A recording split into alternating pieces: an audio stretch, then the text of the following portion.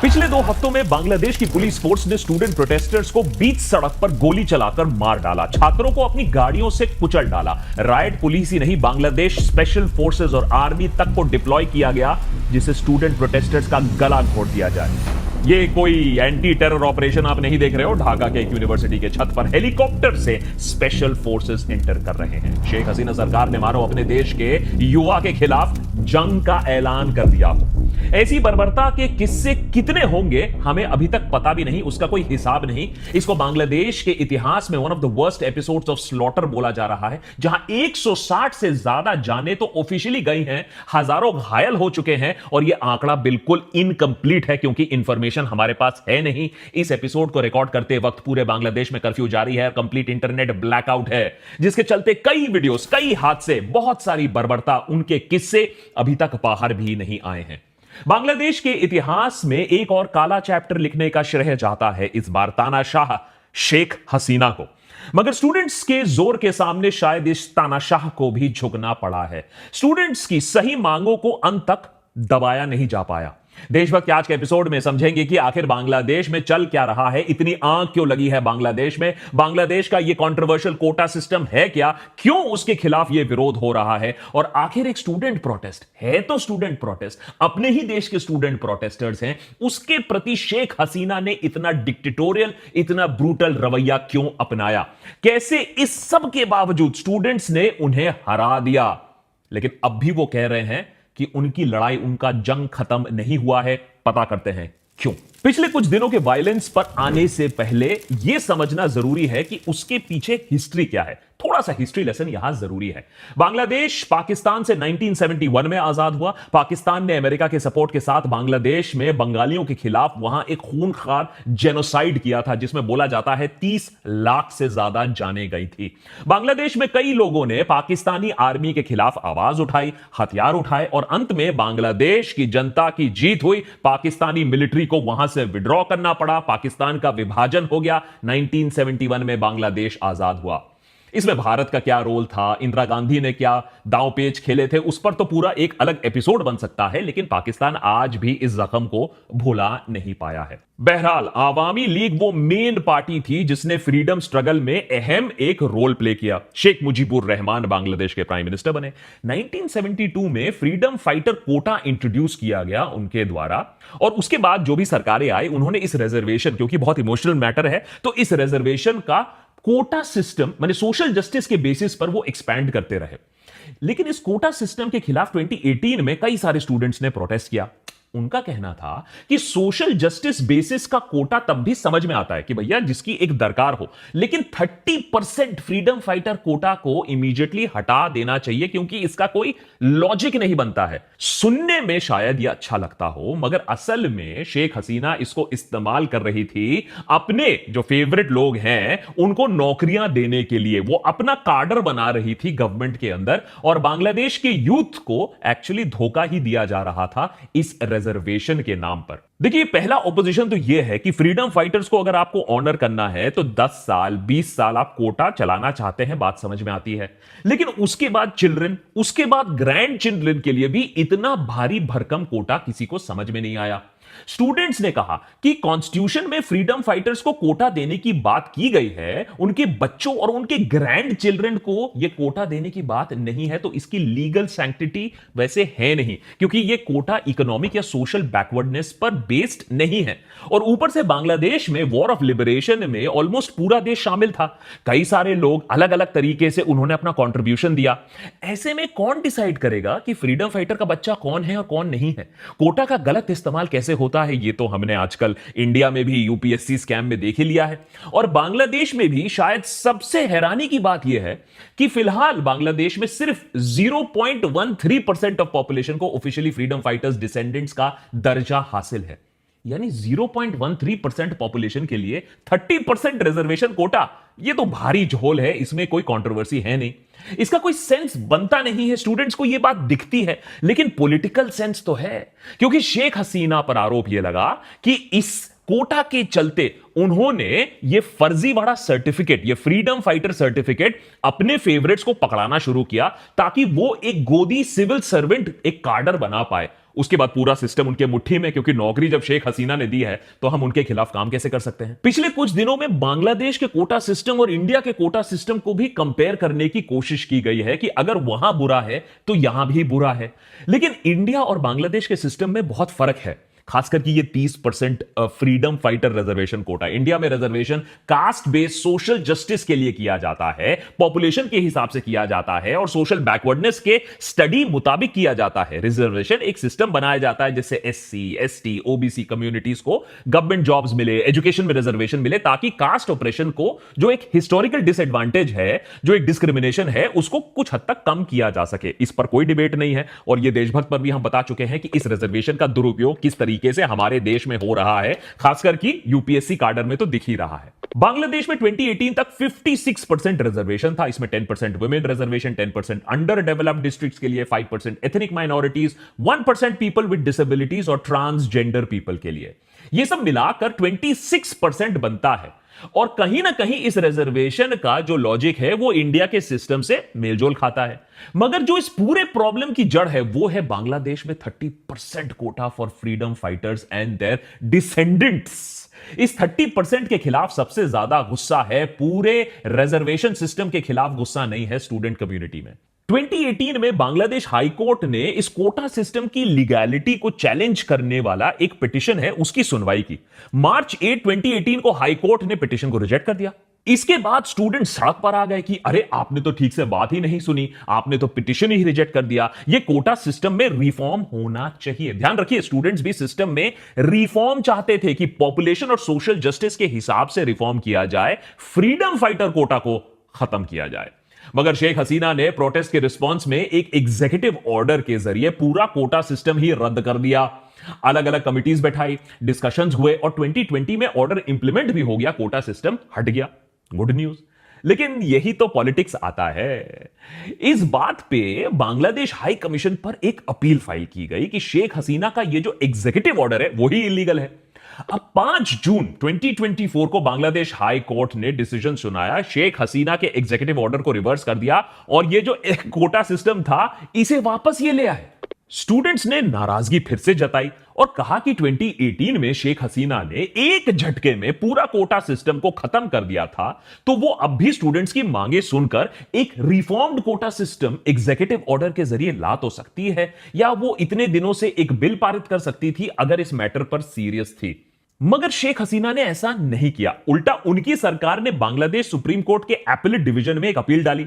मगर स्टूडेंट्स का परसेप्शन तो अलग ही था ना, कि शेख हसीना जानबूझकर इस मामले को टाल रही हैं और कहीं ना कहीं 30% ये जो फ्रीडम फाइटर कोटा था ये री इंट्रोड्यूस करने का ही एजेंडा चल रहा है। अब लोगों का विश्वास शेख हसीना पर क्यों नहीं है, इस पर ही एक लंबा एपिसोड बन सकता है, उनके तानाशाही पर।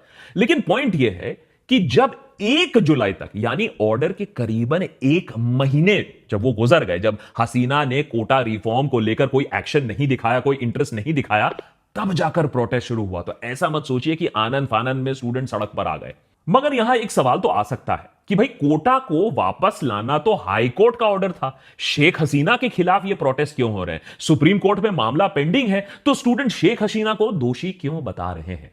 ये इसलिए कि पुलिस से लेकर सुप्रीम कोर्ट तक सब कुछ शेख हसीना के इशारों पर चलता है बांग्लादेश में। और यह समझना बहुत जरूरी है कि बांग्लादेश में किस तरीके का एक डिक्टेटोरियल रूल चल रहा है। जनवरी 2024 में शेख हसीना को बांग्लादेश के इलेक्शन में एक हिस्टोरिक जीत मिली। लेकिन वो हिस्टोरिक क्या था? वो इलेक्शन ही नहीं था। इलेक्शन में सिर्फ और सिर्फ शेख हसीना की आवामी लीग ने कंटेस्ट किया, ऑपोजिशन पार्टी शामिल ही नहीं हुई। Too much fakery going on.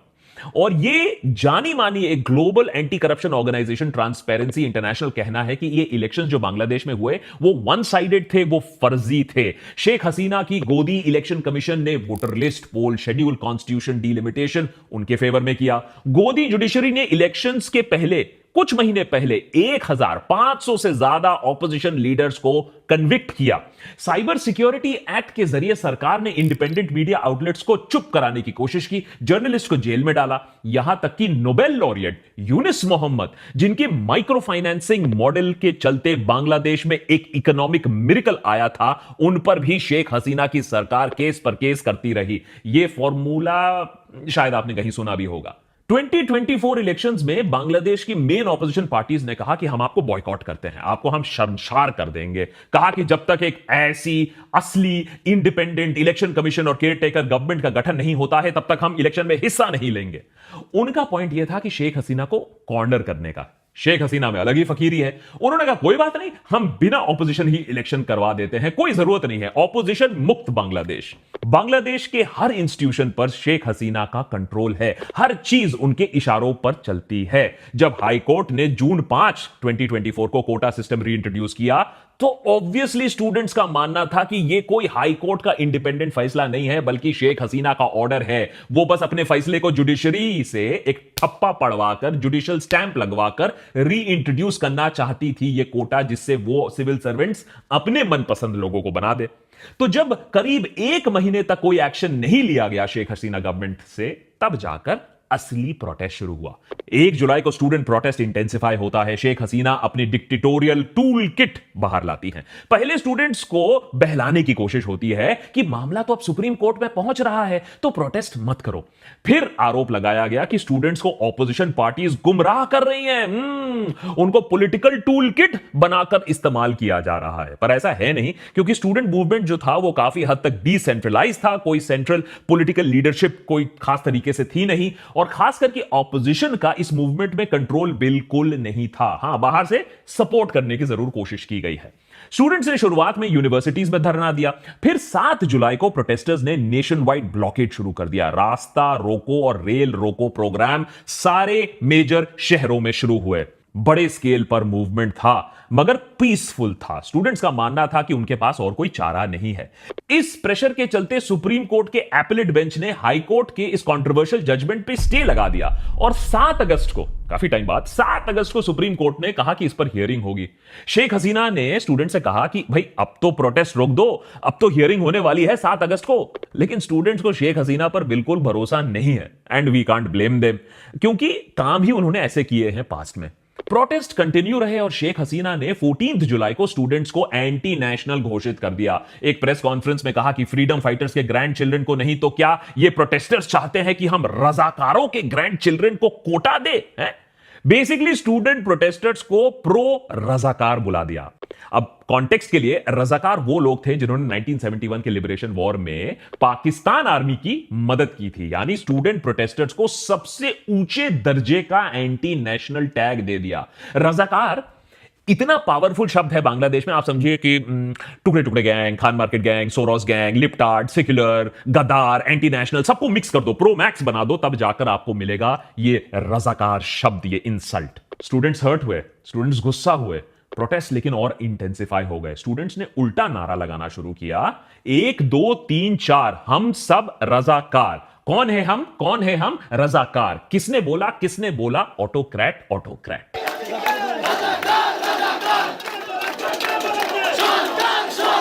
इस तरीके की नेम कॉलिंग और टारगेटिंग डिक्टेटर टूलकिट का पुराना हिस्सा बन चुका है कि प्रोटेस्टर्स को डीलेजिटिमाइज करो, देशद्रोही बुलाना शुरू करो, उनको डीमोटिवेट करो। अगले ही दिन 15 जुलाई को हमले शुरू हो गए। आवामी लीग के जनरल सेक्रेटरी ने 15 जुलाई को कहा कि बांग्लादेश छात्र लीग, जो कि आवामी लीग का स्टूडेंट विंग है, वो प्रोटेस्टर्स को करारा जवाब दे सकते हैं। रिपोर्ट्स तो यह है कि आवामी लीग के स्टूडेंट बॉडी के कुछ गुंडों ने प्रोटेस्ट कर रहे स्टूडेंट्स पर हमला करना शुरू किया। कई रिपोर्ट्स हैं कि ये गुंडे बंदूक का भी इस्तेमाल कर रहे थे। 16 जुलाई को 6 प्रोटेस्टर्स की जान जाती है, मगर स्टूडेंट्स ने हार नहीं मानी। बड़े लेवल पर रैलीज और शोडाउन शुरू होने लगे। शेख हसीना की पुलिस ने अब लाठीचार्ज करना शुरू कर दिया। 18 जुलाई को रिपोर्ट्स हैं कि ढाका की BRAC यूनिवर्सिटी के पास और उसके कैंपस के अंदर भी पुलिस ने लाठीचार्ज किया, टियर गैस का इस्तेमाल किया और कुछ केसेस में गोलियां भी चली। 18 जुलाई तक 30 प्रोटेस्टर्स की पुलिस के हाथों मौत हो चुकी थी। प्रोटेस्टर्स ने कुछ सरकारी दफ्तरों पर भी हमला किया। कम से कम इस पॉइंट पर शेख हसीना को एक क्लियर एक्शन लेना चाहिए था कि पीस रिस्टोर किया जाए, कम से कम एक कमिटी का गठन हो जाए और पुलिस को स्ट्रॉन्ग ऑर्डर्स मिले कि प्रोटेस्टर्स के खिलाफ डेडली वायलेंस ना यूज किया जाए। आवामी लीग के स्टूडेंट यूनियन को भी कंट्रोल किया जा सकता था। प्रोटेस्टर्स की जो जायज मांग है उसको वायलेंस से दबाने की जरूरत थी नहीं। लेकिन होता यह है ना कि तानाशाह अपने आप को ना भगवान समझने लगता है। वो सोचता है कि ये छोटे मोटे इंसान क्या जानते हैं, मुझे ही सब कुछ मालूम है, और उसी के अकॉर्डिंग वो एक्शन लेते हैं। शेख हसीना ने अब डिक्टेटोरियल डिजिटल टूल किट का भी इस्तेमाल किया। 18 जुलाई को रातों रात पूरे देश में इंटरनेट शटडाउन कर दिया। देश के शहरों में कंप्लीट कर्फ्यू भी लगा दिया गया। 19 जुलाई को आर्मी ट्रूप्स भी डिप्लॉय कर दिए गए। अब एग्जैक्ट कितने स्टूडेंट्स की मौत हुई है, कितने इंजर हुए हैं, यह हमें ठीक से पता नहीं है, क्योंकि अभी इंफॉर्मेशन ब्लैकआउट चल रहा है जब हम ये एपिसोड रिकॉर्ड कर रहे हैं। ग्राउंड रिपोर्ट्स के मुताबिक कम से कम 163 लोगों की तो मौत हो ही चुकी है, 25,000 तक लोग घायल हैं, तो डेथ टोल और भी हो सकता है। मगर इस सब के बाद भी शेख हसीना को कहीं ना कहीं स्टूडेंट्स के डिमांड के सामने झुकना पड़ा।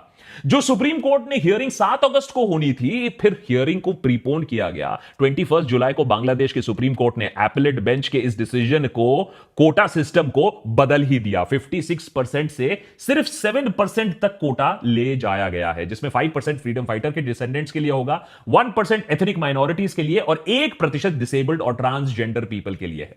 स्टूडेंट पावर के सामने पूरे सिस्टम और पूरे सत्ता में बैठे तानाशाह को भी, हसीना को भी बात माननी ही पड़ी। मगर अब भी प्रोटेस्ट खत्म नहीं हुए हैं, अभी भी संकट टला नहीं है। स्टूडेंट्स का कहना है कि उनकी लड़ाई जारी रहेगी जब तक पिछले कुछ दिनों में अरेस्ट हुए सैकड़ों प्रोटेस्टर्स को पुलिस इमीडिएटली रिहा नहीं करती है। और उनका यह भी डिमांड है कि ये सारे जो ऑफिशियल्स हैं जिनकी वजह से ये मौतें हुई हैं, उनको रिजाइन करना पड़ेगा।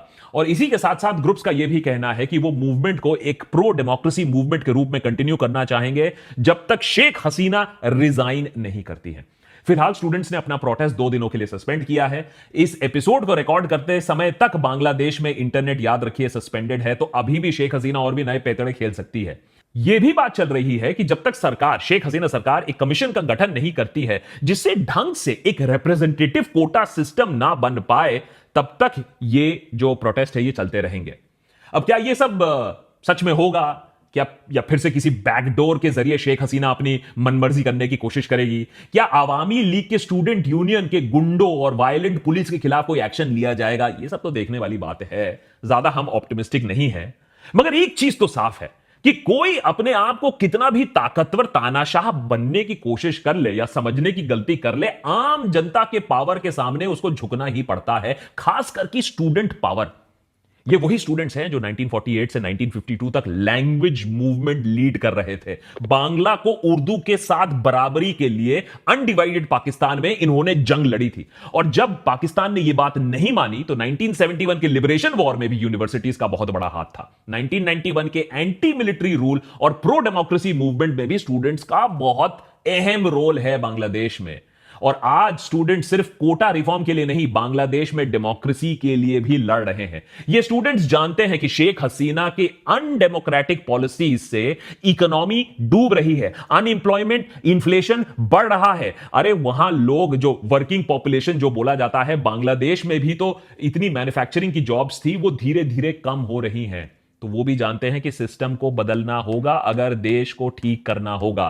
कई लोग इंडिया में ये कह रहे हैं कि बांग्लादेश के प्रोटेस्ट रिजर्वेशन के खिलाफ है। इंडिया में भी ऐसे रिजर्वेशन के खिलाफ प्रोटेस्ट होने चाहिए और कोटा को हटा देना चाहिए। यह बांग्लादेश के सिचुएशन की कंप्लीट मिसअंडरस्टैंडिंग है, क्योंकि बांग्लादेश का जो 30% फ्रीडम फाइटर कोटा था वो किसी भी सोशल जस्टिस पर आधारित नहीं था। लेकिन इंडियन स्टूडेंट्स बांग्लादेश के युवा से एक चीज जरूर सीख सकते हैं कि ये जो डिक्टेटोरियल रवैया है स्टूडेंट प्रोटेस्ट के खिलाफ, उसके सामने झुकना नहीं है। शेख हसीना गोदी ब्यूरोक्रेसी, गोदी जुडिशरी, गोदी इलेक्शन कमीशन बना ले, पुलिस लाठी गोली बरसा दे, प्रोटेस्टर्स को एंटी नेशनल बुला दे, लेकिन तानाशाही एंड में नहीं चलेगी, नहीं चलेगी।